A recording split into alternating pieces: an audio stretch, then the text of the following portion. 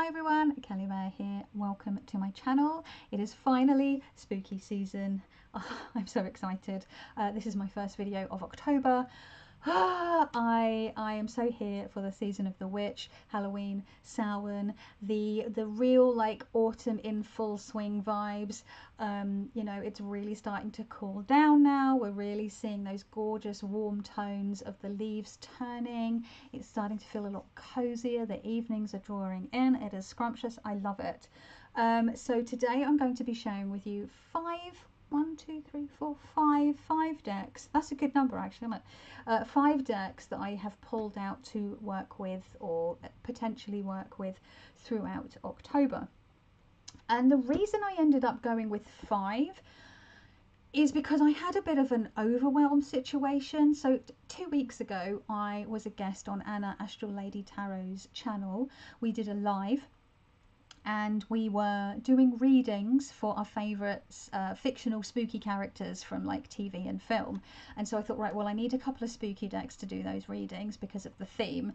And while I was at it, I decided to pull out like a whole bunch of decks for the season. So for the season I mean kind of like October, spooky season, and then into November, and maybe a little bit of the beginning of December for sort of the early stages of winter, the darker days. And I decanted those decks into the 2 boxes that I keep next to my altar space. And over the next couple of weeks, I sort of struggled to pick decks to read with. I was a bit overwhelmed, even though I hadn't actually pulled out every single kind of spooky or spooky adjacent or creepy kind of deck that I own. I was still kind of a bit overwhelmed, and this happens sometimes, right? So I go with the flow. I have cycles with the way that I read tarot and how often I read, or actually even if I'm reading tarot, if I'm reading different systems like Lenormand, for example. And I thought, okay, I need to sort of narrow it down further because this is too much and I'm feeling a bit like, ugh. And I think it's just because I've had a lot of anxiety and stuff going on in my life, and I just think I need to keep things simple and a bit more chill. So ultimately I picked 5 decks. I will still keep the other decks that I picked out in those boxes, that they're there if should the mood strike me, but I'm sort of pretending that they're not there, if that makes sense. Like, I'm not worrying myself about them. They're there if I want them, but actually I've got these 5 decks. These are the ones that I'm working with. These are the ones that are my first go-tos, but I'm not sort of forcing myself. If I really find myself going, oh, I don't want to work with any of these, I really want to work with what's its chops over there in that box there, then I will just grab it. But then I've realised there's no overwhelm there. I'm actually aware of what deck I want to work with. This video has come about because I couldn't work out what deck I wanted to work with. Anyway, I'm always overcomplicating what I'm trying to explain, but yeah, does that make sense? Yes, 5 decks for October, and I ended up going with the 2 tarot decks that I picked for the video with Anna. I was like, actually, I really enjoyed reading with those, and maybe I should have just been reading with those 2 the last couple of weeks since I pulled them out. So I have a Smith-Waite based tarot, I have a Pip tarot, I have a tarot that I plan to sort of study, read about, and then I have a Lenormand and an oracle for those of you that are interested. So I'll show the tarot first, then the oracle, then the Lenormand, and I will try to remember to do timestamps so people can go to whichever bits that they were interested in, should you want to do that. So shall we dive in? Actually, tell a lie. Let's have a little bit of tea first. Oh yeah, that's a good temperature. Yum, yum, yum. I'll keep the lid on though, because I know that that'll go cold quite quickly at that temperature. So yes, the Smith-Waite based tarot deck is a deck that is classed as a novelty deck, but I genuinely believe that this is an incredibly clever, fun, well thought out deck, and I've spoken about it a lot over the years, especially during spooky season. It is a deck that I will use through, all of these are decks that I would use throughout the year. but they get a particular play during you know, October. And it's the zombie tarot. I can never remember who the creators of it are. GAR Production Company. I don't know if that's a fake company that's been set up for the bullets, the shells box, but you know, it's all very fun. Mine is customized. I did modify mine, so if mine looks different to yours or ones that you've seen online, that's why. So if you're wondering, I edged it roughly in a sort of brownish ink, and then I took I mixed up a dried blood acrylic paint color, and then I covered my hands in it, and then I manhandled the deck all along the sides, all across the cards, even the guidebook. So then you get some that have like thumbprints, bloody thumbprints, and I deliberately wanted to make it look dried, and some of them like just have it like it looks like it's been handled in during a zombie apocalypse, essentially.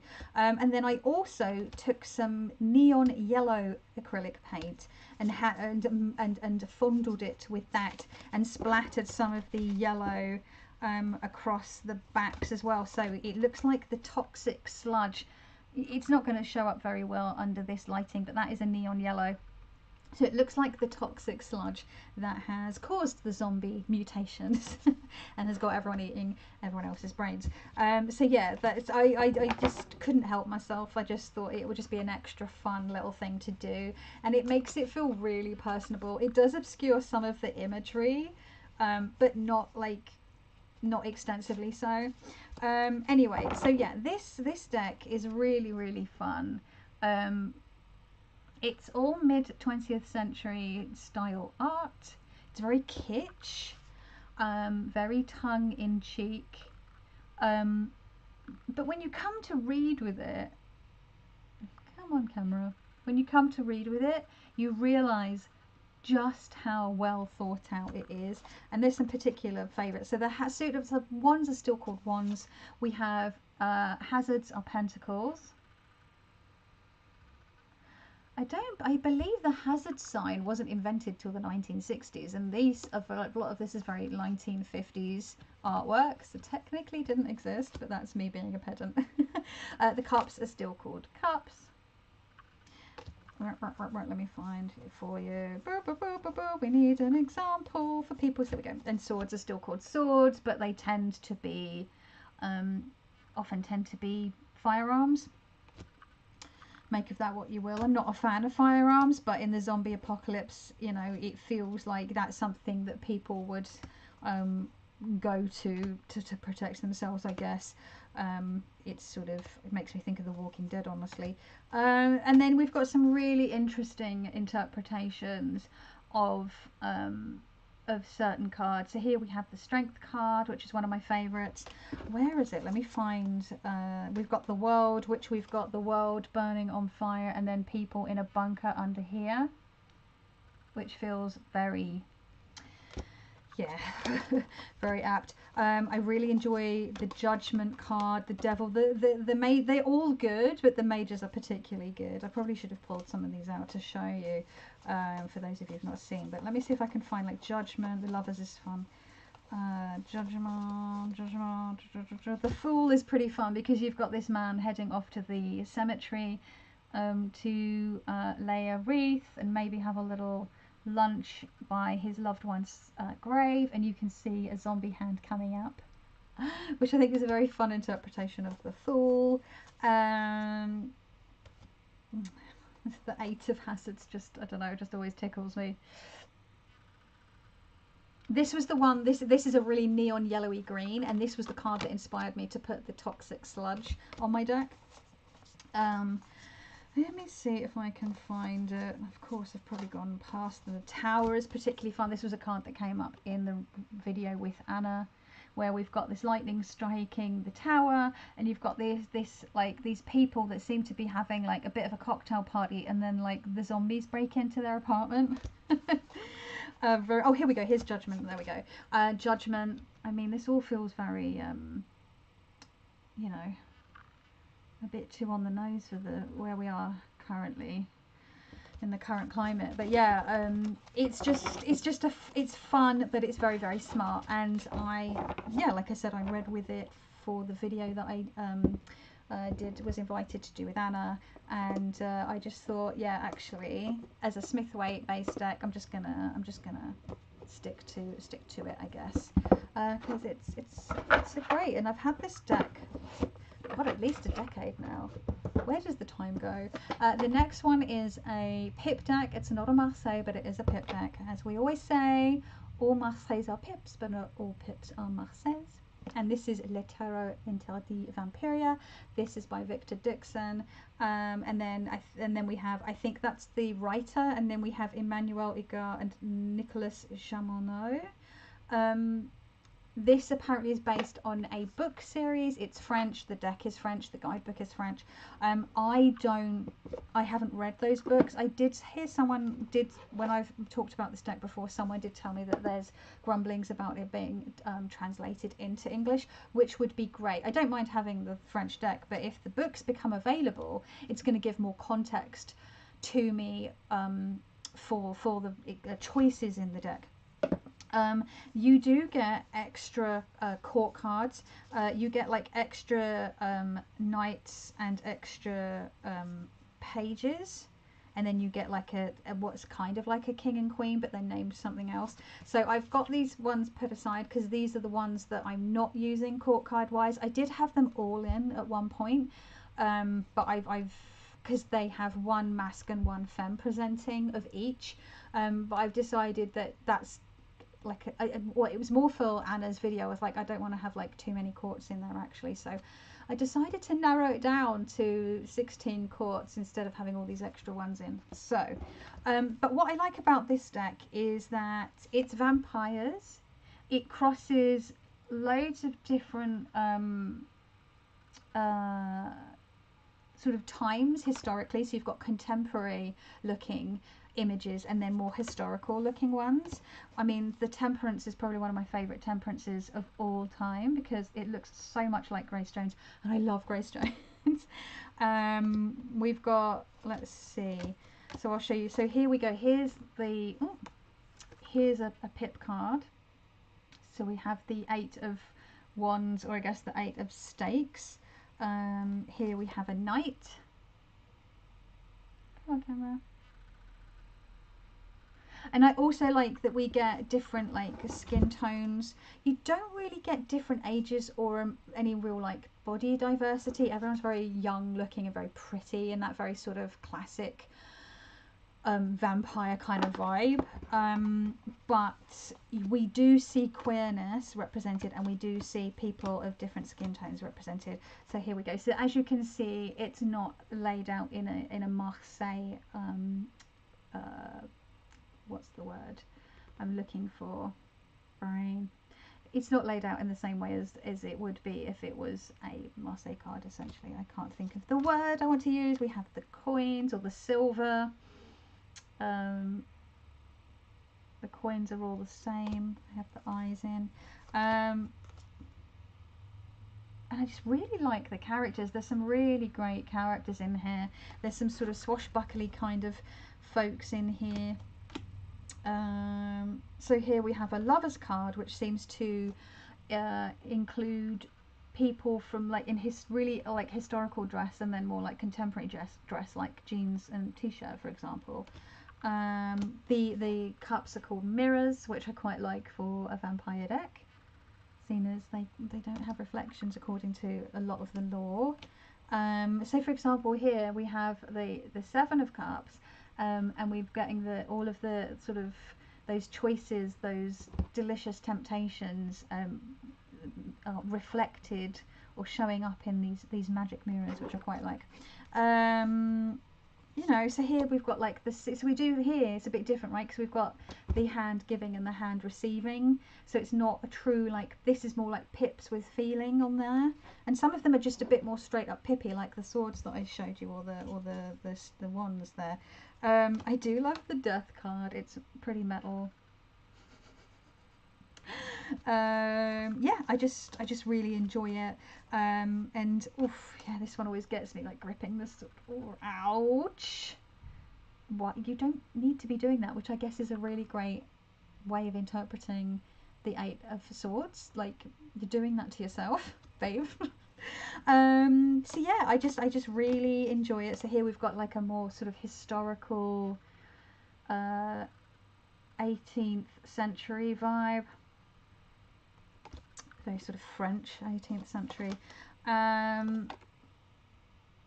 I really like the people cards, I really do.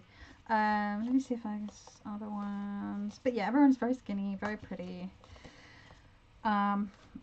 Oh, this is one of my favourites. I don't know, I just, you know, he looks like a pirate, and it's very sort of, yeah, isn't it cool?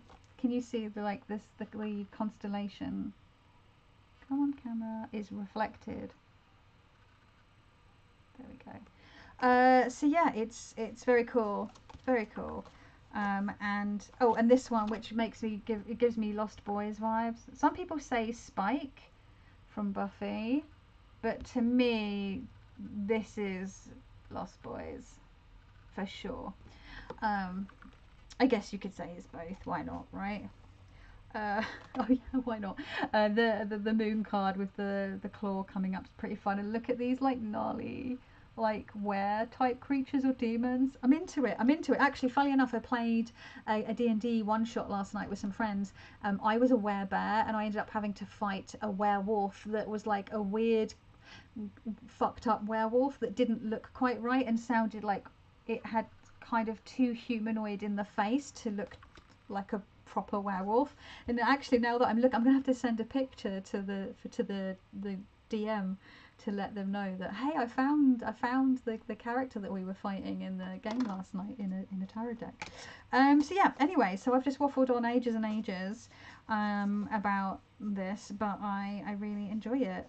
And I think, oh, and here we go, from strength, and it's the werewolf, because of course. Anyway, so yeah, that's the other deck. So if I want a Smith-Waite deck, I'm going to read with the zombie tarot, and if I want a Pip deck, I will read with the tarot interdit deck. And so that's those two. And then the tarot deck that I'm planning to study, I did a walkthrough, first impressions unboxing type video a wee while ago when this came in, and it is the Tarot of Vampires by Ian Daniels. Apparently this is going, or has gone, out of print. I've just reminded myself I need to edge it in blood red. I need to get a pen for it. Not a fan still of the glossy weird cardstock. I know this is stuff based. Everyone keeps telling me that the book is the saviour of this deck, so I'm hoping. I've been really struggling to read. It's driving me bananas, honestly. But I'm hoping I can at least knuckle down and read a little bit of the book. I did start reading the book actually, and I read like the bit about finding your vampire or something, and the bit about spreads and things like that. So I did start on it. This is the Bolivar card, as I like to call it, from The Strain, the TV adaptation of the Del Toro, The Strain. But yeah, this is giving me Nazgul vibes. In that video where I talked, I don't know how I feel about this deck. I don't know if I like it. I feel like the one that I've just shown you, the French one, is a much better vampire deck.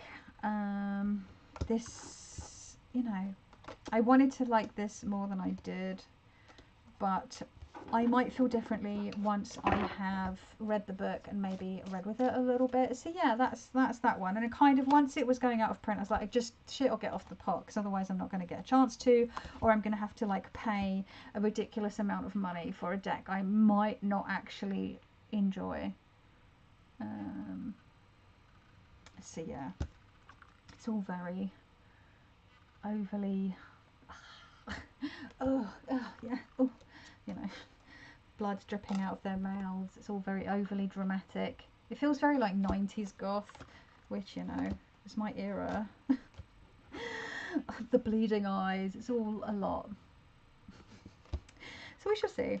We shall see. So that's my study deck. I'm not planning to like really read with it or do daily readings or weekly readings with it because I don't really know it, and it feels like the kind of deck I really want to like read all of the book first.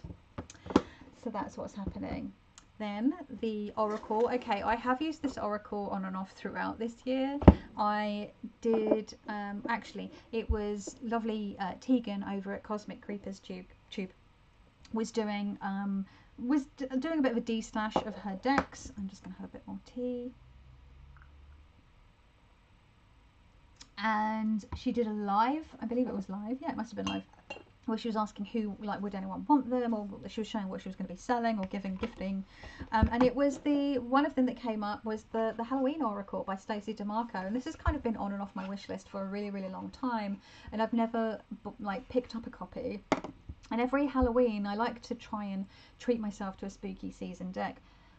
I haven't done that this year because I can't really do that, and I do have this one to be getting on with, so you know, I can't keep buying things and then I'm on you girls on a budget. So I was like, I did want the horror, is it the horror tarot, the same person that did the pulp tarot, and it's all like horror posters, and as a horror fan, actually I've just realized I'm wearing this like Plan 9 from Outer Space, come on.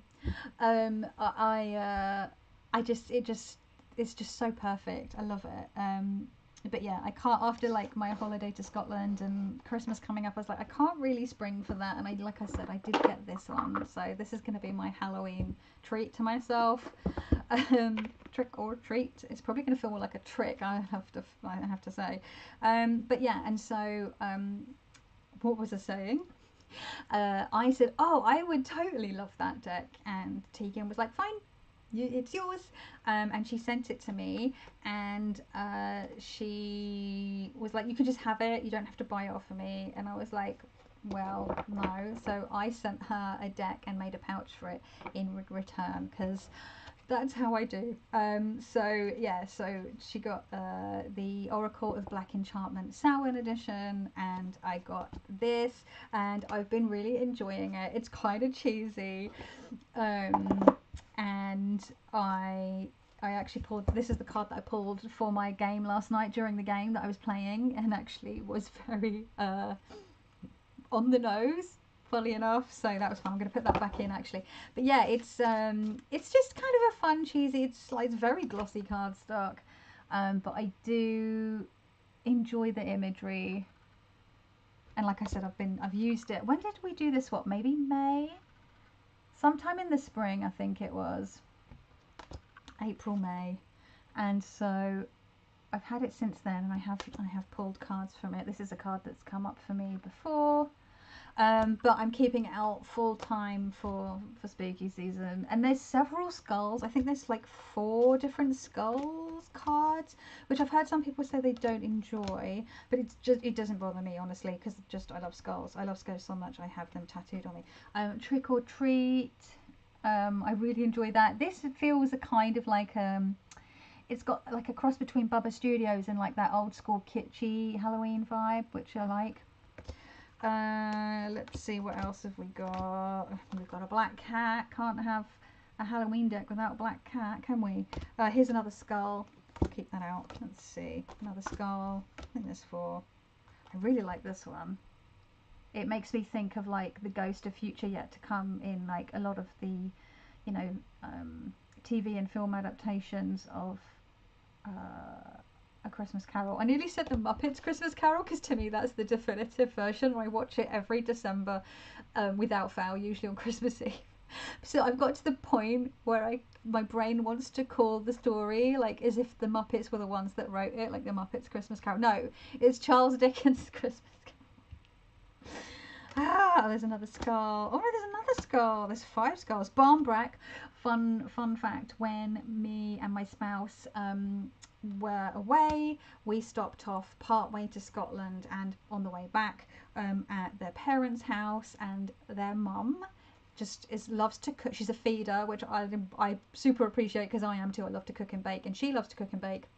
It's the only time I get someone really like cooking and baking for me. It's such a treat. And whenever I'm like, can I help you in the kitchen? And sometimes like we have done some baking together when we're there because she's so sweet. And we were like at Christmas, been up at Christmas, and we like make mince pies together and stuff. But mostly she's like, oh no, you sit down. And I'm like, oh, I feel like a bit like a spare thumb. I don't know what to do with myself. But it's really nice to have someone like bake something like, and she like really gets into like baking the vegan stuff because, you know, she's not a vegan, but she enjoys like playing around with vegan recipes. And anyway, long story short is she gave me a whacking like half a loaf of barmbrack to come home with when we were traveling back from their home on the way back from Scotland, because she had baked it the day before, and I was like, oh my god, that looks so good. And so she just like halved it and gave me it, and then I like, it only took me like 3 days to eat. It was a lot though. It was like it was massive.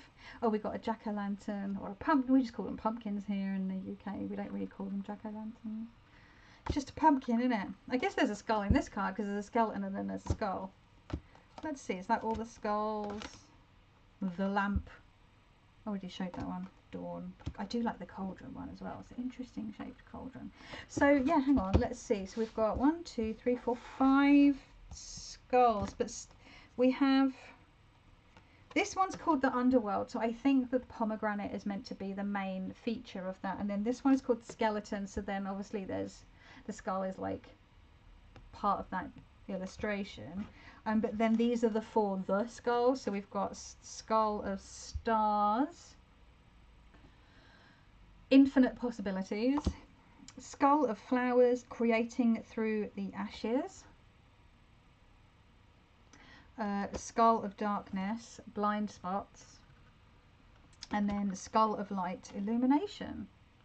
It's interesting because that feels like the Skull of Illumination with the candle on it, but I guess I don't know, but yeah, I enjoyed it. The book's pretty good actually. I do quite like the book, and I like to read the book. There's like, you get like you get the title and the little line, you know, the little thing underneath the title that's on the card. You usually get like a little quote of like a poemy type thing. It's rhyming, and then you get like the meaning and what have you, and you can also sort of just read it intuitively, as you can with most decks, I guess. So that's the Oracle deck that I'm going to be working with. And then finally the Lenormand. Does anyone want to guess which Lenormand it is? Because I do have several kind of like Halloweeny, spooky themed Lenormand.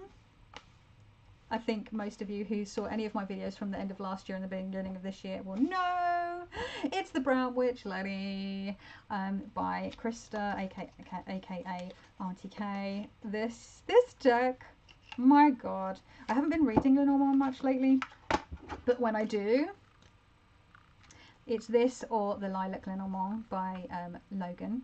Logan of Lark and Legend, I should say. But you know, spooky season, it's gonna have to be this one. I love the triple moon back.